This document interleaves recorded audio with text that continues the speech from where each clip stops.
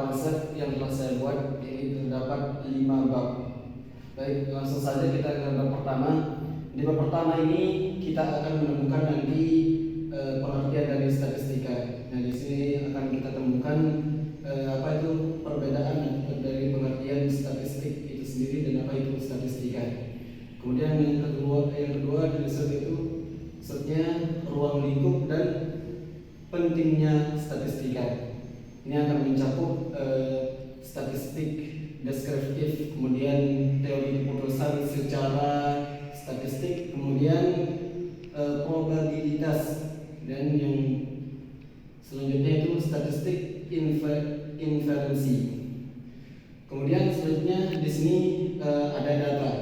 Data itu terbagi menjadi 2, itu ada kuantitatif dan data kualitatif. Nah, dari masing-masing data ini memiliki bagian juga. Dari data kuantitatif terbagi menjadi 2, yaitu ada data interval, kemudian ada data rasio. Selanjutnya dari data kualitatif terbagi menjadi 2 juga. Di sini ada data nominal dan data ordinal. Selanjutnya kita akan menemukan tentang metodologi statistika. Di metodologi statistika ini akan mencakup tentang mengidentifikasi persoalan, kemudian mengumpulkan data atau fakta-fakta yang ada. Kemudian selanjutnya mengumpulkan data asli yang baru, kemudian klasifikasi data, kemudian penyajian data, kemudian analisis data dan penarikan kesimpulan. Selanjutnya di bab yang selanjutnya ada istilah-istilah dalam statistika itu sendiri.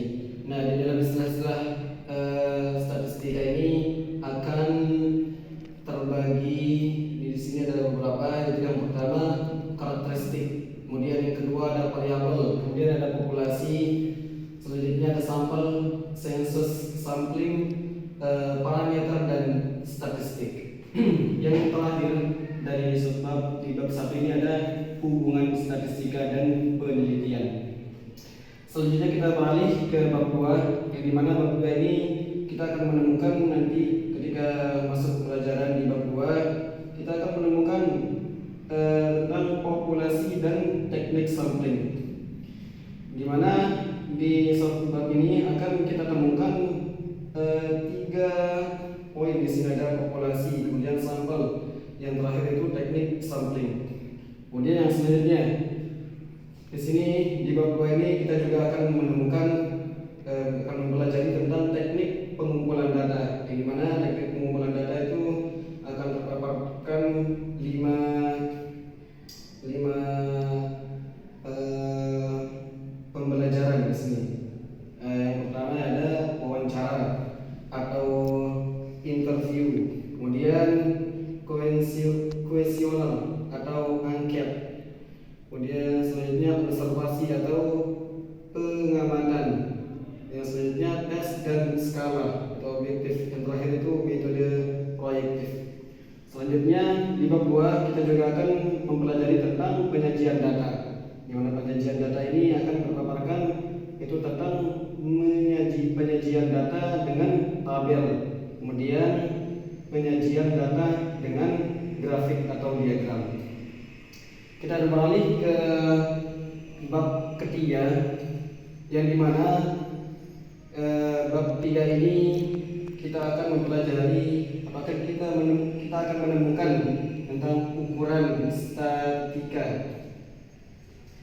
Di sini terbagi menjadi 4 bagian. Yang pertama di sini ada distribusi frekuensi data.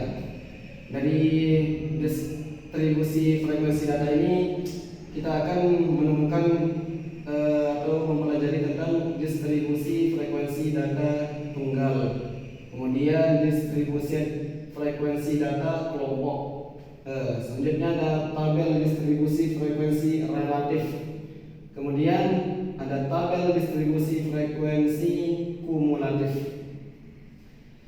Selanjutnya di bab 3 ini juga kita akan mempelajari tentang ukuran pemusatan, di mana ukuran pemusatan ini terpaparkan tentang mean atau bisa disebut rata-rata.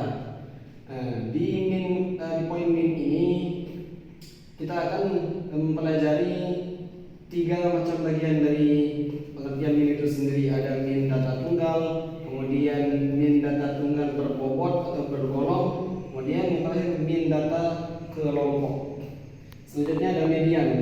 tengah. Nilai tengah ini juga terbagi menjadi dua, yaitu median data tunggal, kemudian yang kedua median data kelompok. Yang terakhir dari poin ukuran pemusatan ini ada modus atau nilai yang sering muncul. Di sini kita akan belajar tentang modus data tunggal dan modus data kelompok. Selanjutnya di sini ada ukuran letak.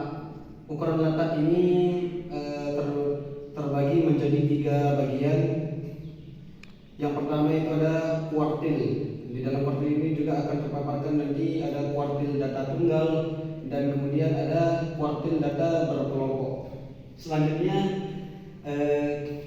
dari pembagian ukuran letak itu ada desil dan terakhir itu ada persentil.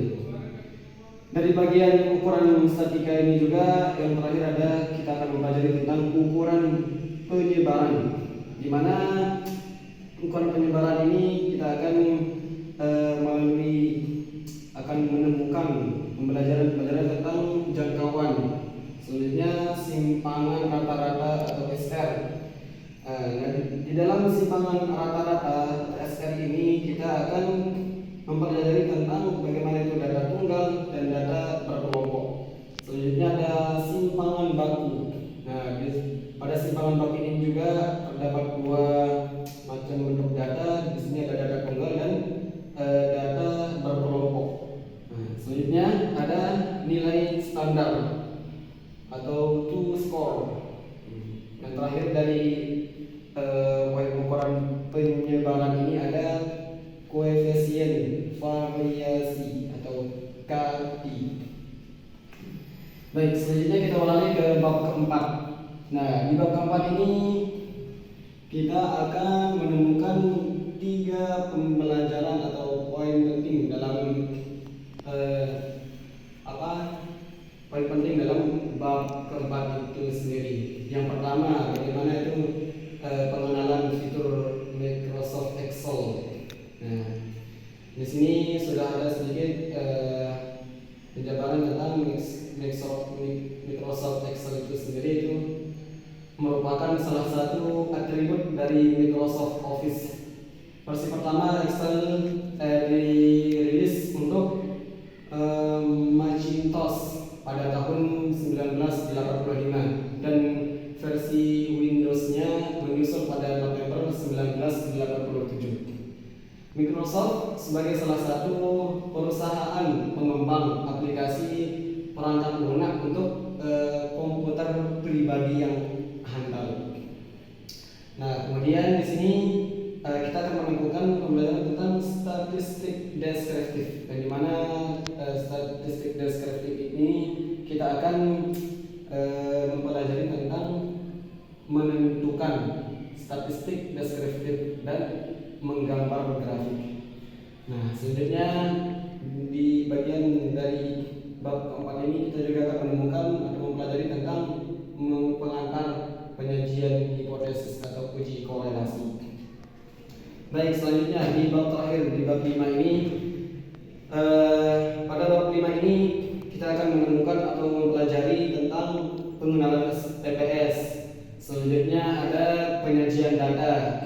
Kemudian ada analisis deskriptif. Nah, selanjutnya ada analisis prasyarat. Di analisis prasyarat ini terbagi menjadi 3, itu ada uji normalitas, ada uji homogenitas, kemudian ada uji linearitas. Selanjutnya di bab 5 ini kita juga akan menemukan terkait pembelajaran tentang analisis korelasi. Nah, di analisis korelasi ini ada uji hubungan. Dalam uji hubungan ini terbagi menjadi 2, itu ada uji korelasi atau uji R, kemudian yang kedua ada uji regresi linier. Selanjutnya bagian dari bab 5 yaitu ada analisis perbedaan. Di sini ada uji perbedaan. Uji perbedaan ini terbagi menjadi 2, yaitu ada uji student atau uji T. Yang selanjutnya yang terakhir ada uji ANOVA atau uji F. Ya, mungkin hanya itu pemaparan